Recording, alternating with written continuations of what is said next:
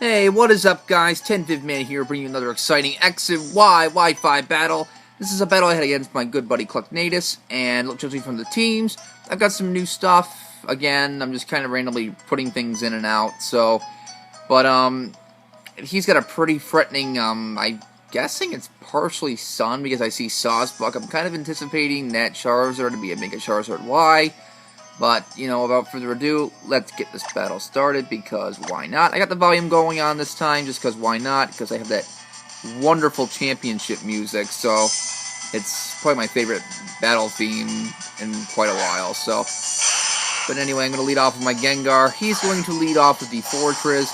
Now, I make a terrible misplay first turn. I actually misclick and go for a Sludge Bomb like an idiot as he gets a free layer of spikes up, so that's just freaking fantastic. And now I'm gonna go for the Shadow Ball because it's not resistant anymore. So I figure it's gonna do a very nice chunk. It does about a third as he now gets up a layer of Toxic Spikes. Unfortunately, I don't really have a spinner. I need to get a better spinner. I need better spinners, like, badly. The only one I have is a Mega Blastoise. And I've been training so many Mega Pokemon, I've been having difficulty actually finding a reliable spinner. But somebody needs to give me an Excadrill. But anyway, he's gonna get up another layer of spikes. And I'm like, this is an issue, so, I don't know what to do here. But, anyway, Fortress is just here chilling. And he's going to withdraw now, and I kind of already bring in Heliolisk, but I kind of outspeed that anyway, so it doesn't matter. But he's going to now bring out the Goodrot, which can easily tank a Shadow Ball because of its immaculate special defense. So, go for the Shadow Ball, does a decent chunk, I want to say maybe 20%, as I now switch out and I go into, I haven't seen this in a while, sorry. My Tyranitar, my good bulky Tyranitar that is still weird and crap, but you know what, whatever. As I get the Sand up, which is more or less pointless, but you know, whatever. As he ends up going for the Thunderbolt. Now this is quite a bit of a chunk because I'm assuming he could be Specs because it did a lot to my Tyranitar, which has some special defensive investment, and you know, if he was going to go for a Dragon move, he'd do it now, so he probably would have been able to KO me. Just because of the fact he switched out, I assume he's Specs, so that's good information to have, as I now get able to get up my Stealth Rocks, which is great, as he, brings in Fortress in before the Rocks, which is a good play. Now, unfortunately, my Tyranitar doesn't have the best attack investment, so I don't think I can take it out of a Stone Edge. So, I mean, I could sack my Tyranitar here, but I want to keep that Charizard at bay, so I've got to keep my Stealth Rocks up. I'm going to switch out, go back into my Gengar to just act as a buffer to Spin Block. But he makes a great play, just goes for the Gyro Ball just to do as much damage as possible.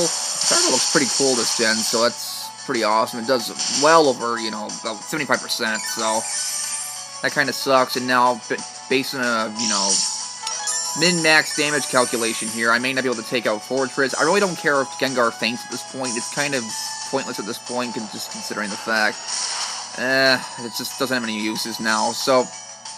But the key point, I can Spin Block, because I can't avoid a Gyro Ball apparently, because it's Steel, so yeah, that's a thing. But Gengar faints, and yeah, this Fortress is still proving to be quite annoying. But I'm going to be able to bring out my Noivern now.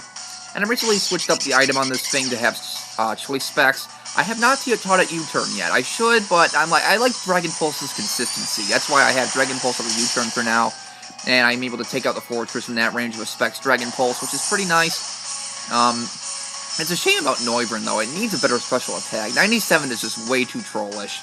It's like Hex versus base speed all over again. But anyway, Salamence comes in. I know that thing has got to be Scarf because it's going to bring it in against my Noivern. So, I've got to switch out. I'm going to bring out my Tyranitar as Death Fodder at this point, because it's useless. So, Stealth Rocks are here to stay, so I don't really care if Tyranitar goes down at this point. That's the only reason I really carry my Tyranitar is for Stealth Rocks, so. As he is now able to go for the Dragon Claw, and he's able to take out my Tyranitar with a stab Dragon Claw. And much to my dismay, he actually turns out to be Moxie, so that's a problem.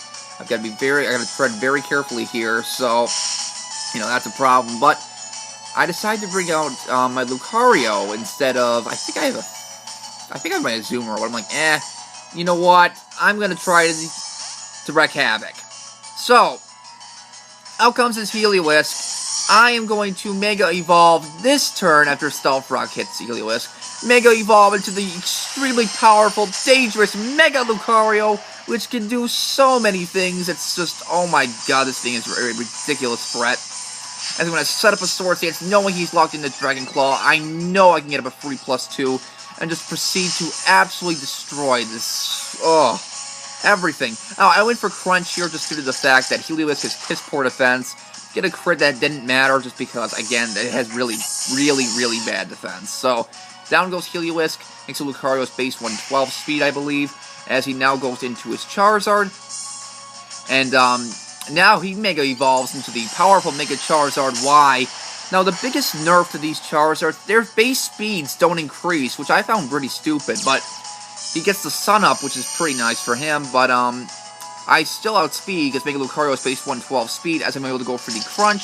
I know after Stall Frog say Crunch, we'll be able to take up Charizard from that range, because unlike Mega Charizard X, Charizard Y does not have the defense increase.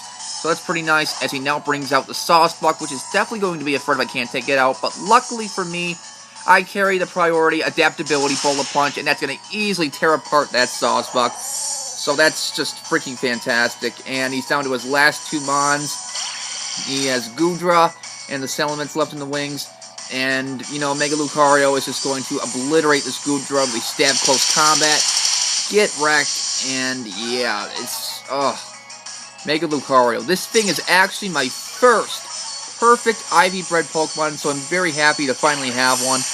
And it's pretty exciting. Unfortunately, this thing does not have Justified, but it's fine. It has Steadfast, but it's alright. It's a perfect IV, so I really don't care.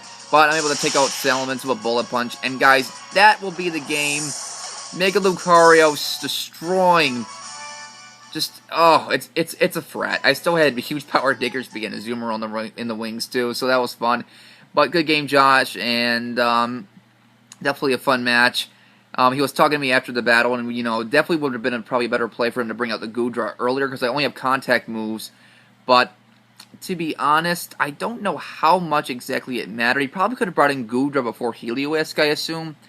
I think a +2 Bullet Punch may still kill Heliolisk. I don't know for sure, because technically Bullet Punch is the same power as Extreme Speed after Adaptability. So, but that's the game. I've got a couple battles to upload now. I'm so excited you can have more than one battle on your VS Recorder, because I can actually save up a bunch of matches and record them as whenever I can. So that's pretty awesome. So, but that's it. Rate, comment, sub, and later, guys.